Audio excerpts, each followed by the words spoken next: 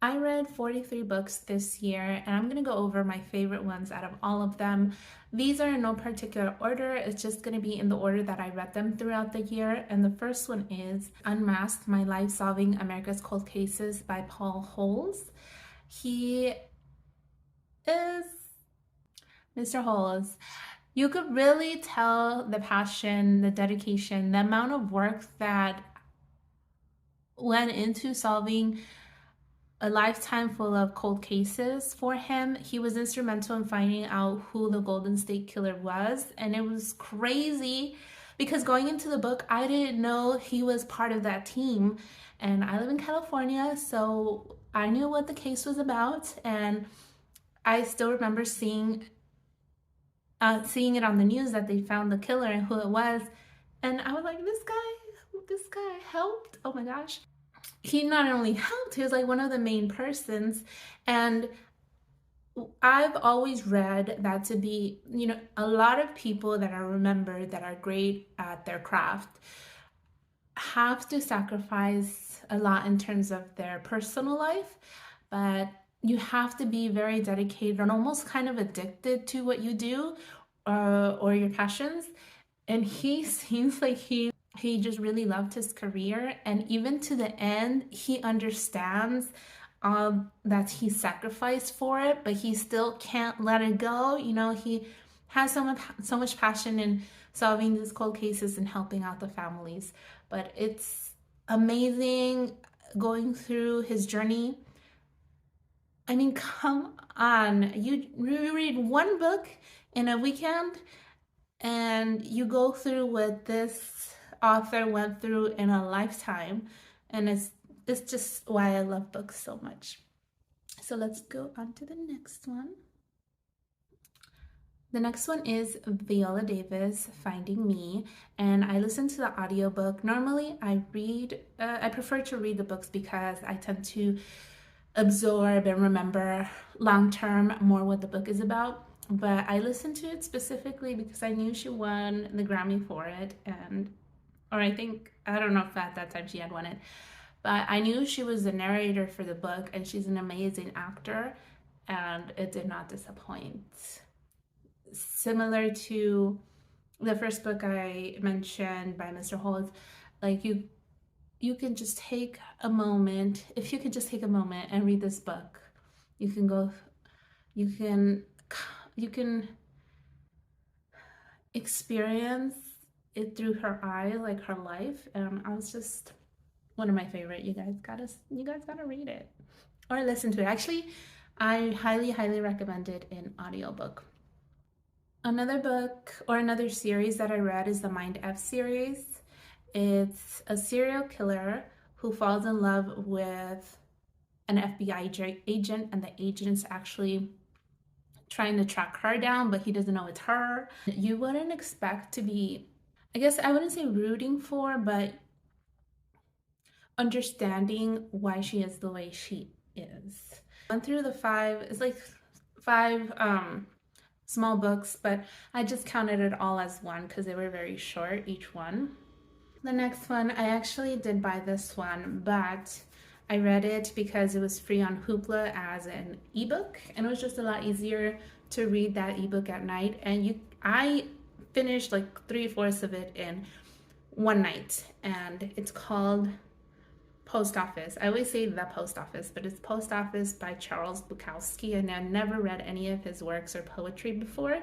I'm not really into poetry, but I'm a civil servant, and this was just it was heartwarming, lovely, funny, and disgusting all at the same time. I think I remember reading a review and I was like, yes, that's what it was. And I think this was written in the 1970s, I believe. And the way he respects the decisions of women in this book, it's very refreshing. And for it to be written way back in the day, in the olden days, highly recommend this book. Please read it. The next one I actually got on sale as an ebook Otherwise, I would probably bought it. But it's Yours Truly by Abby Jimenez is my favorite out of all her books. I did go ahead and read most of them, I think. And it's my favorite romance book of this year because the male protagonist has some troubles with anxiety, and it's just nice to see the male protagonist not being like a macho man that knows everything and like bosses you around. Moving on, the next one is 4,000 Weeks by Oliver Burkeman. I actually read this book twice. So I read a lot of books from the library. I borrow them from Libby. And then if I really like it, sometimes I'll buy it. And it was actually on sale, the ebook version. I go on e-reader IQ and I track books. And they send you an emails when they go on sale, ebooks. So I bought that. But then I really wanted to read it again. And I wanted to highlight it and tab it. So I also bought the physical version. And isn't it lovely? Isn't she lovely? Taught me about how your reality is what you pay attention to, how our lives aren't any less worthy if we're not like an Einstein. Now we can and we should strive to be Einstein, but if we don't, then it's okay. Like, we can dedicate our lives to other things, such as taking care of elderly relatives or doing other things. It's okay. It's okay. And I read it twice. Okay. And then the next one was a thick one. The next one took me a while. I could only read about 10 pages of this sometimes a day. It's called The City of Quartz by Mike Davis. Let me just say, he went to UCLA, I went to UCLA. We're buddies. But I'm a history buff, so some of you may not like, even me, I could only read so many pages a day because it was just so packed with information and people's names that I really wanted to absorb the information. If you prefer something that's a little easier to read through, I would recommend Poverty by America by Desmond Matthews. But this one was my favorite overall because it does go into like zoning laws, NIMBY, the NIMBY attitude, not in my backyard, side yard or front yard for that matter. And Poverty by America, he also goes over that a little bit, but this is a little bit more into the going into detail about the laws and all that stuff. So I just like reading these type of books because you always find your golden nugget, and some of the stuff that he mentioned was crazy. And to do that, sometimes you have to go through pages and pages of history that you think is boring sometimes. Because like I mentioned, he would mention like a lot of people that it's like, I'm not going to remember their names. But one of the things he mentioned was the founder of Scientology. He was actually friends with a scientist living here in the LA area. And the scientist, I think it was a scientist, the scientist cheated on his wife with his wife's sister. And then the founder of Scientology actually stole her from him. If I don't say steal, but like the founder of Scientology got with the sister, the one he cheated with his wife with. It's very complicated. And then he also took his money, and him and the lady moved to Florida, and the scientist died in an explosion in the home. So it's stuff like that that you don't learn about in school. Next book I really enjoyed was None of This Is True by Lisa Jewell. This is my favorite thriller of all time. Sometimes with thrillers, I get a lot of like whiplash and there's too many twists, but this had the perfect amount of twists in it, the perfect amount of, I don't know, mind-boggling things. It starts off with a podcaster who interviews women who are successful after many trials and tribulations, and then she meets another woman who she starts to interview with, who talks about very traumatizing things in her life. And this podcaster ends up being in her own true crime podcast. it was great. Highly, highly recommend from someone who normally doesn't like thrillers. The next book is The Day I Die. I started reading the free version and I cried within the first story, so I bought it. This talks about the history of assisted dying in the United States and what it means to have a dignified death, which is not just about, being assisted to die. There are many ways to die dignified.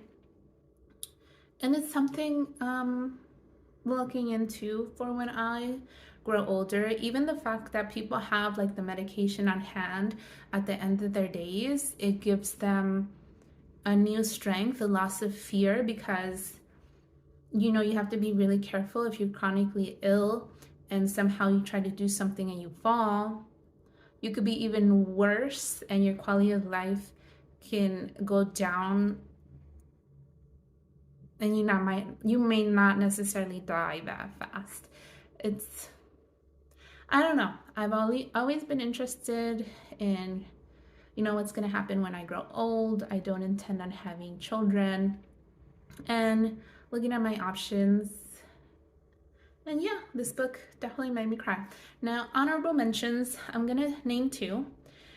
One of them was How to Keep a House While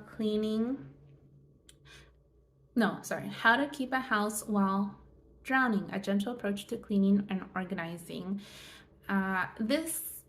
There were certain days where I just get home from work, I'd lay in bed, I'd sleep, and then I'd get up and get ready for work.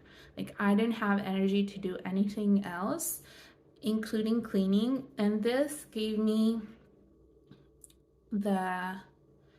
it allowed me to do things like, if something's moldy, it allowed me to throw it away instead of trying to clean it. To pick up items and not have to be perfect, because that was a lot of the reasons I wouldn't want to clean.